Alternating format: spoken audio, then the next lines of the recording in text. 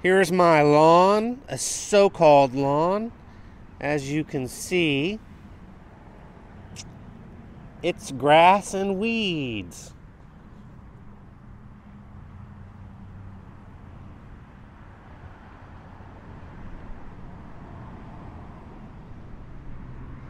But yep, that's just what it consists of. All right, what you can see here is the grass just at this moment is about 6 inches deep and goes up to about 7 inches. And we're going to cut with the mulcher, and that's pretty much it right now because I don't have my rear chute sent to me in the mail yet. So we're going to mulch this and see how the mower does. Plus this has moisture in it. It has rain, some dewdrops, and it's very, very moist. So it's going to be a lot of moisture collected under the mower. For just this little mowing session that I'm going to do, you can see how I've got my mower on the Toro Max. It's up on the 4th setting. I don't really like to go down lower than that on the 4th setting, and on the 4th setting on the rear.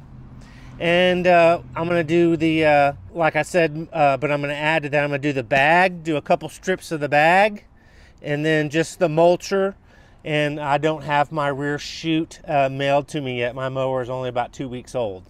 So here we go. We're going to, and there's a lot of moisture and dew from the morning on my grass, so it's going to be very, very wet. So we might take a look underneath right now and see what the bottom side of my deck looks like, because that has a lot to do with the performance of the blade spinning around and pushing the grass out. And so that, let's take a look at that and see what we're starting with and then what we end with. So that'll be really good for the video. So we're just going to tilt it up quickly on its side. And we can see that it's pretty much no grass, just minimum residue of the grass on the bottom, very, very thin. And so right now, like I said, we're pretty good. So it'll be performing well when we start. So here we have grass that I've already pre-mowed a couple days ago, and I just didn't finish because I ran out of time. So this is about 2 inches shorter, 2 to 3 inches shorter over here, and this is more grown by about 2 or 3 more days. So we're going to just see the difference between the taller and the shorter grass and weeds. Mainly a lot of weeds that kind of resemble the look of grass when it's mowed. First pull, but we had it onto its side, so maybe that will cause it to not start on the first pull, but let's give it a shot.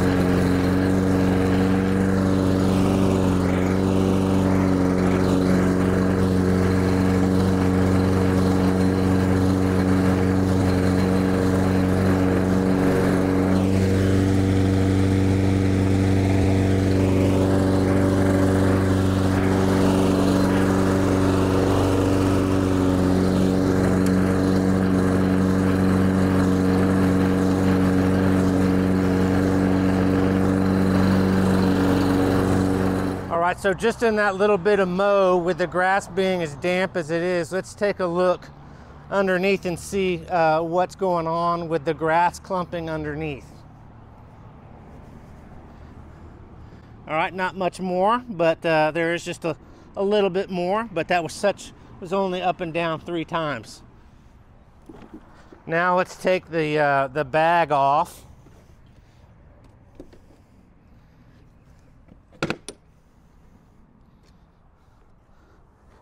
That's how much we caught just in that little 3 up and down passes. Let's set that to the side. Here's what we just caught in that up and down 3 or 4 times with the passes. I do like this is a lot larger than my previous mower, which is the Lawn Boy, so this holds a lot more. But we're going to set that aside and do the mulching now.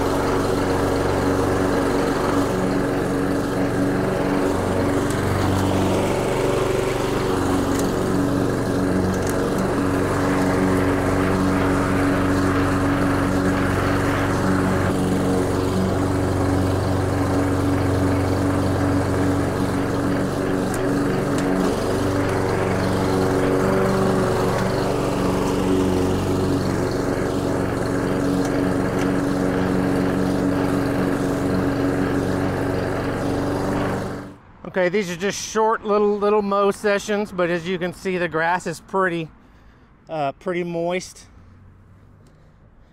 and so it's really going to cling and be difficult to push out and expel and get rid of from the under the mower, or to mulch up easier. It's real gummy and real tacky. So we didn't have any struggles. The motor didn't bog at all. And now we're going to do the taller grass, which is right over here. All right, let's take a look underneath the mower. I already put this up, but the video didn't record. I didn't hit record, or it got warm and shut down. As you can see, it's very wet. This is not the ultimate situation where you should be mulching. This is just not it. You mulch when it's more dry and the grass is more maintained and not 6, 7, 8 inches tall. But you can see underneath, while we're mulching, it's only able to do so much. And this is going to be any mower. It doesn't care if it's a Honda or a Husqvarna, or any of the different mowers that people are using and promote as their best mowers. I've already peeled off a lot of this grass, and it's very wet and sticky. And what it does is it cuts down on the air volume and the ability for the blade to spin when you get this much grass under here. And it's just slowing down the blade. It's slowing down the RPM of the motor. There's just no way around it. It makes it really difficult for the blade to work. And you can also tell grass is wet because your hand gets really stained green. And so a lot of grass under here. As you can see, it's all over the deck, and it's gonna bog. And that's what happened when you mulch wet grass, damp grass with dew on it, and it's overgrown. See how much we have here that was collected and just brewing under here, and not able to be being pushed out so that the blade can catch up. So that's just the situation I think a lot of people encounter as they're using the mower and the feature in the wrong situation, and it's just going to be this way. There's no way around all this grass being stuck up under here and not having the motor and the blade start spinning slower. I'm gonna have to get a rake and clean that up because that's such a mess, and it's very wet. For this next portion of the video, we're going to put the bag back on because the mower is going to work better blowing, but you need to make sure that your gate is open, the rear gate, to blow it into the bag. And after you mulch, the chute is going to be all packed up with wet grass, so you need to clean that out so that it can push it into the bag. Mount your bag. Not telling the people that are 70, 60, 70 years old, because I'm 54 years old, and there are a lot more people that have experience than me, but some people just may not be aware. Some people are very knowledgeable, some people don't have a clue, some people have a little bit of a clue. Again, I'm just showing things that I've learned over my if I'm 50 over my 45 years of mowing, maybe even 47. Well, I probably started mowing like 8 or 9 years old, so however much that is. But the rear gate is open, so the mower can push everything into the bag, and we're going to see on this 6-7 inch tall wet grass if it bogs down at all, or how it does. I think it does really, really well. The side chute would be even better. So let's get into the mowing.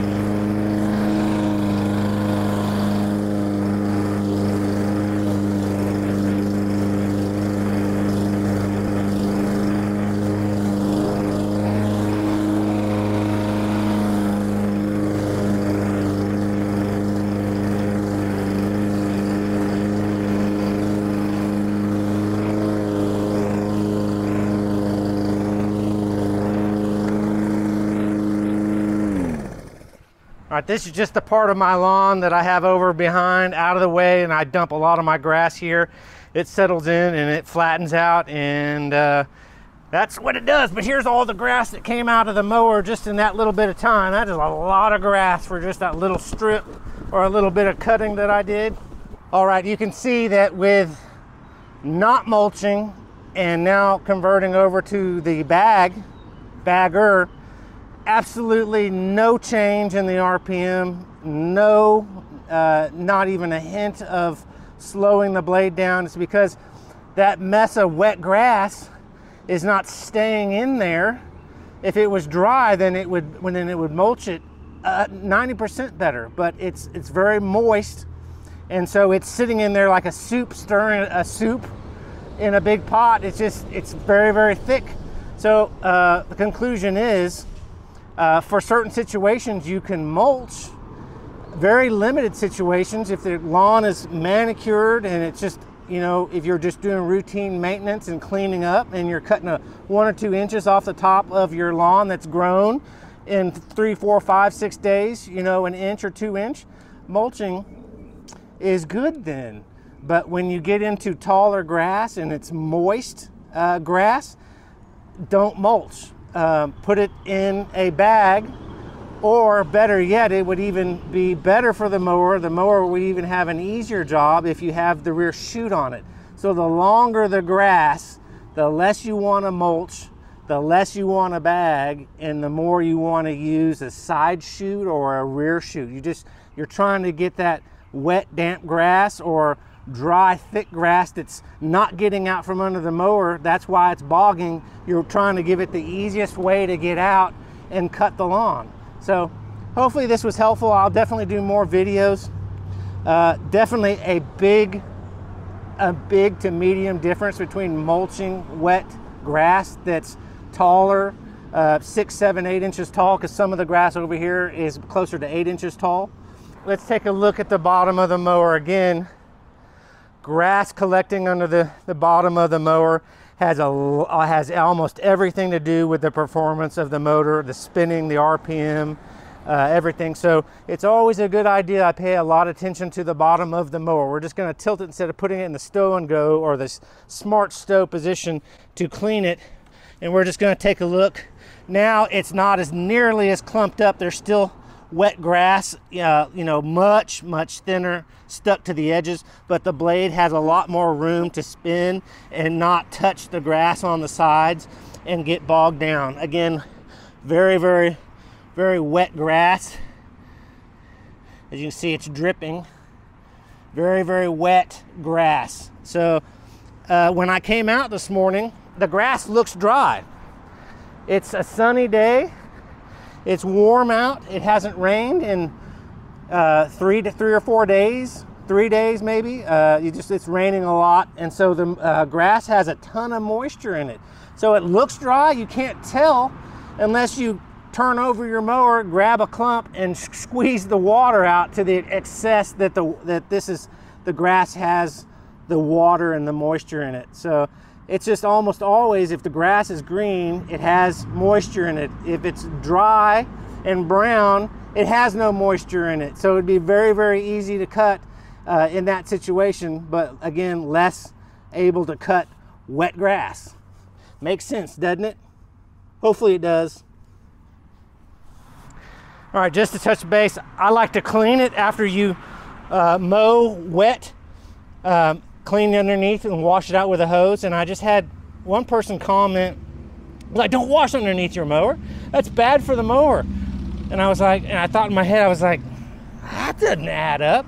Because almost every time that I mow, I'm mowing grass that has moisture in it, and my underside of my deck is always wet. So cleaning that out and getting that grass out that's wet and has moisture between the grass and the deck will, get rid of the paint's going to get ruined, and then it's going to be metal.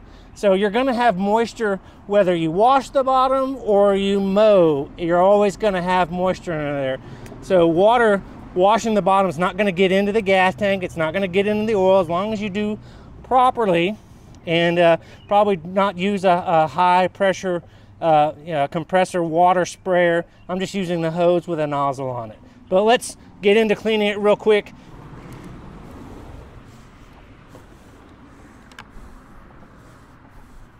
Easy enough. You can actually lock it into place.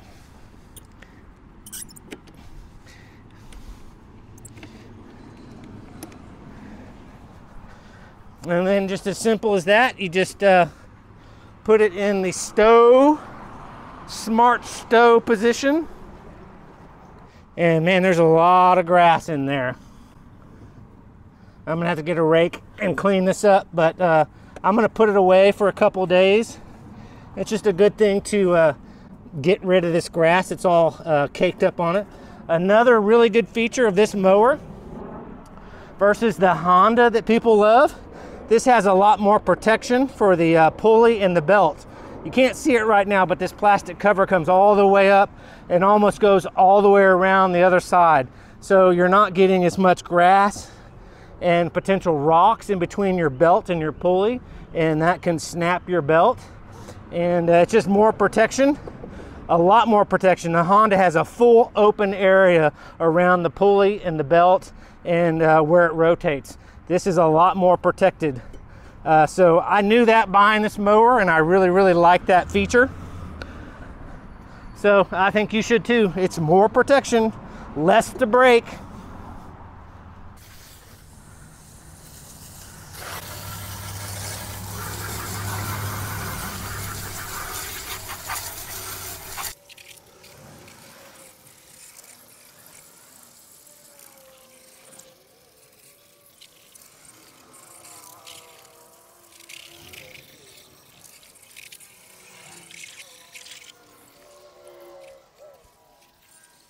Also, too, be sure to wash out the back port of the chute, because this is all dirty, and you want to make sure this is clean, because this area will get nasty and corroded and just builds up over time. You want to clean your rear chute right there.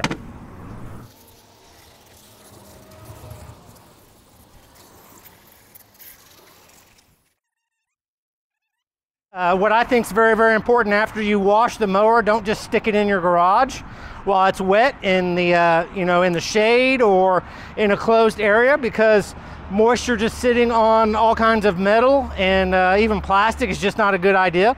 So you can, I always do this. I highly recommend it. You can start your mower, run it for a couple of minutes, get any water that's actually all inside the mower here, and I run it a couple of minutes. It'll dry the belt. The belt being wet and running it running without underload is not going to tear up your belt. It slip for just a little bit if it's that wet, and it'll be just fine.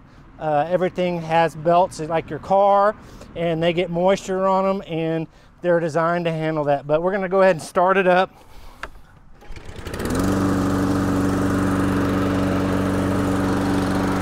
We're gonna let it run for a couple of minutes, and that'll help dry off some of the components. And then I recommend, if this is in the video, my 21 or 22-year-old Craftsman 4.25 wet dry vac. I've had this. If you take care of your stuff, it lasts. And I've had this like 22 years, or actually 24 years. I bought it in the year 2020 at Sears in Richardson. So take care of your stuff and it'll last. So this is what I use. I put my port on the rear of the shop vac so it blows out air. I put the nozzle on it that compresses it or makes the flow faster. And then I just dry off the mower. I do that with my car. I do that with my motorcycle. I do that under my engine of my car. I do that with my dirt bikes. I do that with my mountain bike. I do that with my Suron. I do it with a lot of things. And my stuff always looks really, really new for a really long time. So these are the steps you need to take.